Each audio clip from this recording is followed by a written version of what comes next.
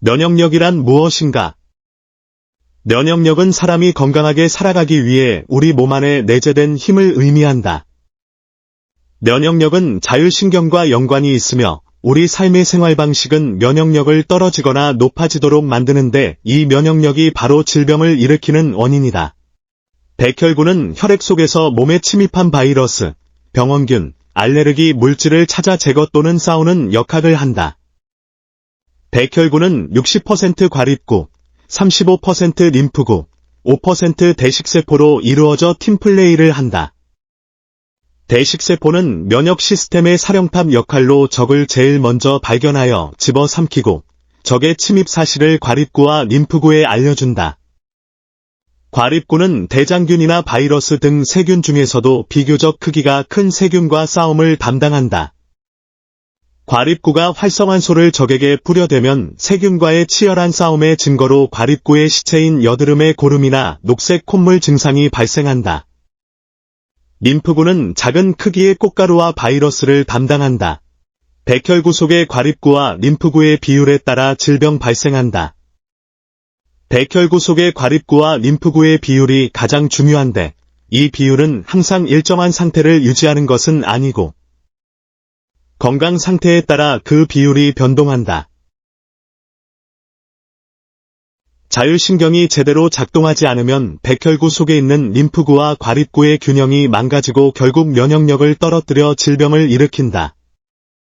자율신경은 우리 몸의 세포를 조절하고 있는 중요한 신경으로 자신의 의사와 상관없이 항상 작동하고 있다. 자율신경에는 교감신경과 부교감신경으로 구분되는데 끊임없이 시소처럼 반대작용으로 움직인다.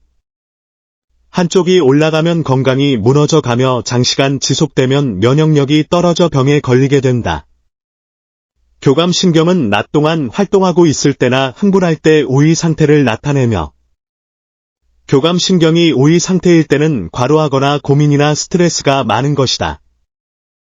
부신에서 아드레날린 호르몬이 많이 분비되어 혈관을 수축시키기 때문에 혈액의 흐름이 잘 이루어지지 않고 세포에 필요한 산소나 영양소를 골고루 전달하지 못한다. 병원균이 몸에 들어오기 쉽기 때문에 아드레날린을 더 많이 내보내 적을 막을 수 있는 과립구를 늘린다. 과립구나 지나치게 늘어나면 활성산소를 방출하고 이 활성산소는 주변 정상세포를 산화시킨다. 이로 인해 염증을 일으켜 파괴시키는데 이것이 곧 질병이 생기는 원인이다.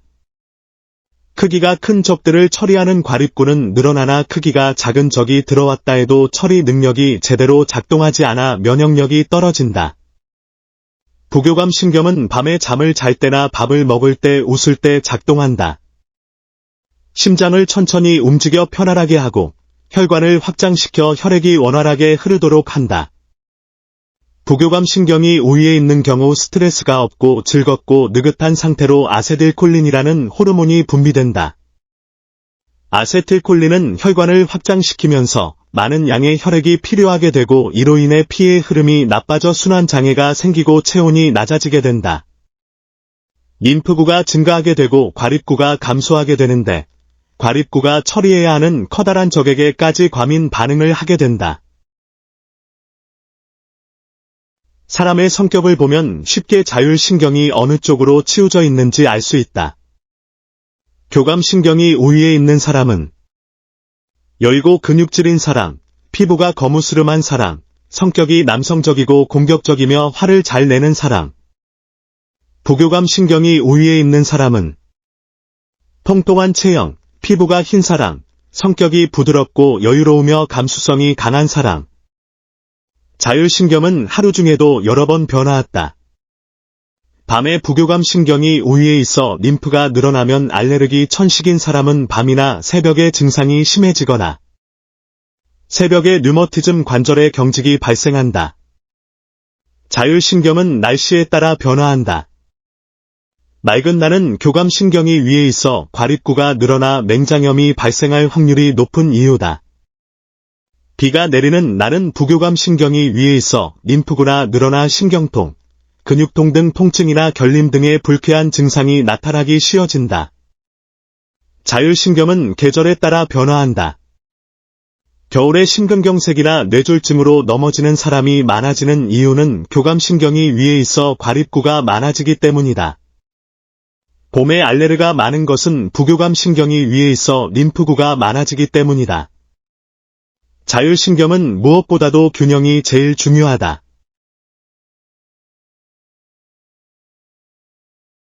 면역력과 나이 면역의 질이 변화된다. 나이가 들면 면역력이 떨어진다고 알고 있는데 사실은 면역력이 떨어지는 것이 아니라 면역의 질 즉 면역 시스템이 바뀌는 것이다. 우리 몸은 오래된 면역 시스템과 새로운 면역 시스템의 두 가지 면역 시스템을 가지고 있다. 오래된 면역 시스템은 대식세포, 림프구, NK세포, 가슴샘의 분화T세포, 초기의 B세포로 장, 피부, 간, 뇌분비샘, 눈물샘, 기미샘, 편도선, 젖샘 등 자궁 등을 감시하는 시스템이다. 새로운 면역 시스템은 가슴샘에서 T세포, 진화된 B세포로 가슴샘, 림프샘, 비장에서 침입자에 대항하는 시스템이다. 가슴샘을 예로 들면 가슴샘은 T세포를 만들어내는 엄격한 훈련소 같은 곳인데 가슴샘이 없으면 대식세포로부터 지시를 받아 적을 공격하는 사령관으로서의 T세포도 정보를 받아 항체를 만들어 싸움에 도전하는 B세포도 힘을 발휘할 수 없다. 가슴샘은 10대 중반의 크기가 최대가 되고 20대의 정점, 40대가 되면 10분의 1로 줄어들고 70대에 이르면 거의 지방덩어리가 되어버린다. 20세 이후로는 사슴샘에서 만들어지는 T세포의 수도 감소하고 B세포도 줄어들고 림프샘도 작아진다.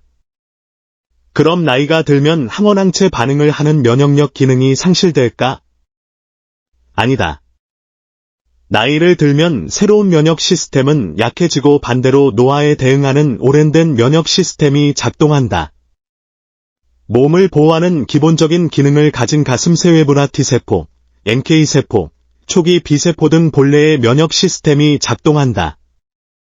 나이를 먹으면 노폐물질인 산화물질이 쉽게 쌓이고 교감신경이 위로 올라가게 된다. 과립구가 지나치게 늘어나고 활성산소가 나오는데 활성산소는 노화에 따르는 암, 당뇨병, 심장병, 뇌졸중, 교원병 등 만성질환의 원인이 된다. 몸 내부의 이상을 발견해 없애주는 오래된 시스템이 활약한다. 어린 시절에는 외부의 침입자로부터 몸 내부를 지키는 면역력이 나이를 먹으면서는 내부의 이상을 감시하고 산화되어 비정상이 된 세포를 없애주는 면역력이 작동한다.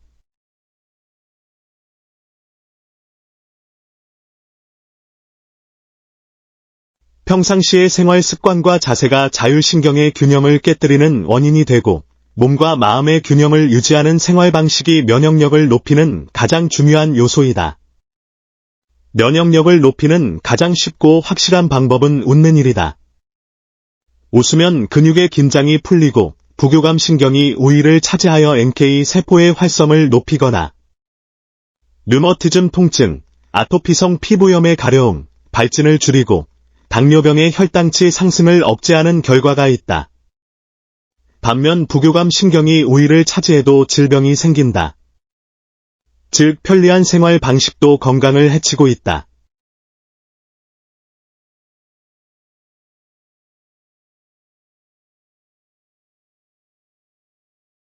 자율신경을 조절하고 면역력을 강화를 어떻게 해야 할까?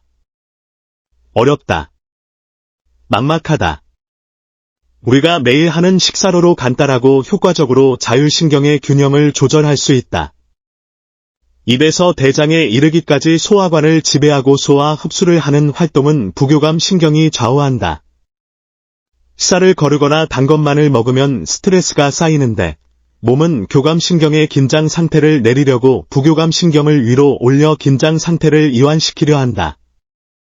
항상성 원리. 음식에도 교감신경을 위로 올리는 것과 부교감신경을 위로 올리는 음식이 있다. 고기는 아미노산으로 구성된 산성식품으로 소화 시간이 짧아 바로 에너지가 되어 교감신경이 위로 올라가고 편의점 판매 도시락이나 테이크아웃용 반찬은 조리 후 시간이 지나면 산화되어 과립구가 증가하여 교감신경이 위로 올라간다. 야채는 알칼리성으로 금속이온이 강하게 작용하는데 활성산소를 빼앗아 조직을 가라앉히고 부교감신경이 위로 올린다. 면역력 강화 음식으로 교감신경이나 부교감신경이 위로 치우친 사람에게는 현미를 권장한다.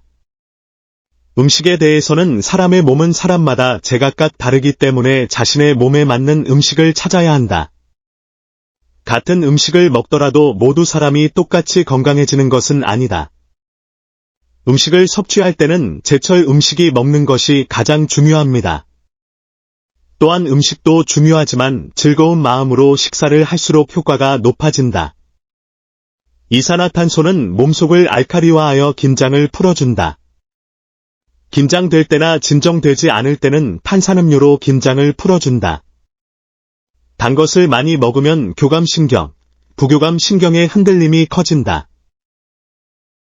코호흡은 건강을 유지하는 데 필수요가 아닐까 싶다. 저의 가족은 모두 수면 시 입을 막고 코호흡으로 할 수 있도록 하고 있습니다. 피로가 해결되는 것을 며칠만 해도 경험할 수 있다. 자율신경은 내 의지와 상관없이 움직이지만 호흡은 유일하게 내장에서 유일하게 자율신경을 조절하는 방법이 호흡이다. 숨을 들이쉬는 것은 교감신경을 위로, 내쉬는 것은 부교감신경을 위로 하므로 호흡을 빠르게 쉬거나 느리게 쉬거나 호흡법을 통해 자율신경을 조절할 수 있습니다. 호흡에서 중요한 것은 코호흡인데, 코호흡은 부교감신경을 위로 올리고 입호흡은 교감신경을 위로 올린다. 손쉽게 부교감신경을 자극할 수 있는 방법이 손톱 마사지 요법이다. 손톱 언저리를 마사지할 때 교감신경의 긴장이 풀려 과립구가 줄어들고 부교감신경 위로 향하게 된다. 림프구가 늘어나 혈액순환이 좋아진다. 마사지 방법은 1스테프, 한쪽 손의 엄지손가락과 집게손가락으로 다른 손의 손가락에 있는 손톱 밑동의 양쪽을 잡는다. 2스테프, 양쪽을 동시에 10초씩 눌러준다. 3스테프, 손톱 밑에 통증을 느낄 정도의 세기로 차례대로 마사지한다. 하루에 2-3회. 시간은 20초를 초과하지 않는다. 1개월 정도면 효과가 나타난다. 산책, 스트레칭 등 몸이 따뜻해지고 땀이 날 정도의 기분 좋은 운동은 몸과 마음을 상쾌하게 이완시켜준다. 운동은 지나치면 안위함만 못하다는 사실을 꼭 기억하자. 적절한 운동은 호중구나 대식세포, NK 세로를 늘린다. 암세포를 처치하는 NK세포의 움직임은 운동의 강도에 따라 높아지고 운동을 그만두면 떨어진다. 격한 운동을 하면 대식세포가 무엇이든 먹으려고 하는 탐식 기능은 높아지지만 하원제 신흥력이나 T세포 횡면역의 기능이 떨어지기 때문이다. 중년이나 노년기의 사람에게는 격렬한 운동은 맞지 않다. 운동 외에도 좋은 자세를 유지하는 것이 건강의 비결이다. 몸을 움직이는 운동은 교감신경을 긴장시키지만 흔들어 준다는 움직임은 부교감신경을 올라가게 한다.